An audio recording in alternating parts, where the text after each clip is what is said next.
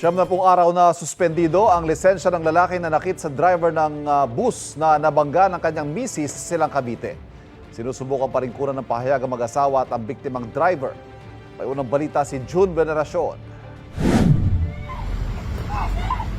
Hindi lang basta suntok, kundi tinuhod ng lalaking nakaitim ang mukha ng 52 anyos na lalaking nakaputi.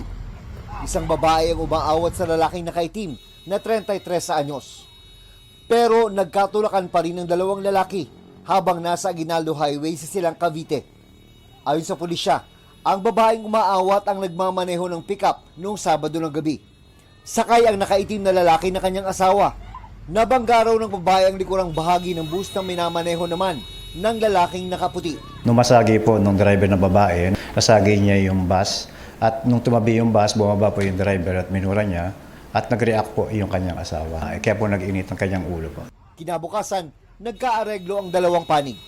Pumayag na ang driver ng bus na hindi magsasampa ng reklamong kriminal. May kasunduan po sila na yung kanyang medical treatment at yung kanyang moral damages amounting to 40,000 po ay babayaran. Kasama rin po yung pagpaparepair nung nasira doon sa bus na aabot po ng 18,000. Pero hindi palusot sa LTO ang lalaking nakaitim na rehistradong may-ari ng pickup. Suspendido ng 70 araw ang kanyang lisensya at pinagpapaliwanag kung bakit hindi ito dapat kansilahin.